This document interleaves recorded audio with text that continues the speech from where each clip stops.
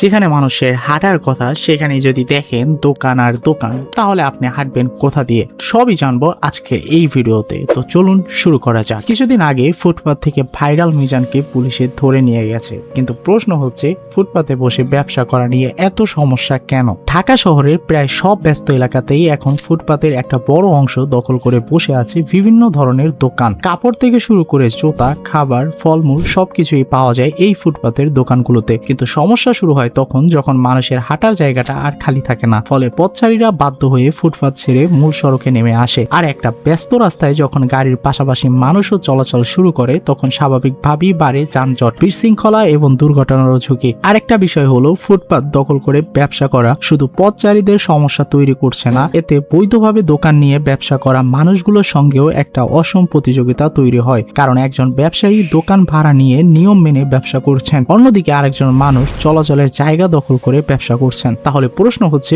ফুটপাত আসলে কার জন্য? মানুষের হাঁটার জন্য নাকি ব্যবসা করার জন্য? আইন অনুযায়ী জনসাধারণের চলাচলের জায়গা দখল করে ব্যবসা করা বৈধ নয়। তারপরও ঢাকা শহরে বিভিন্ন এলাকায় দিনের পর দিন এই চিত্র দেখা যায়। কখনো উচ্ছেদ অভিযান হয়, ফুটপাত খালি করা হয়, কিন্তু কিছুদিন পর আবারও আগের অবস্থায় ফিরে আসে। তাহলে সমস্যাটা কোথায়? কেন বারবার ফুটপাত দখল হচ্ছে? আর কেনই বা অভিযান চালানোর পরও স্থায়ীভাবে এই সমস্যার সমাধান হচ্ছে না? যদি কেউ জেনে থাকেন তাহলে অবশ্যই কমেন্ট করে জানান। আর এরকম ইন্টারেস্টিং ভিডিও দেখতে চাইলে সাবস্ক্রাইব করুন স্পার্ক হাইপ।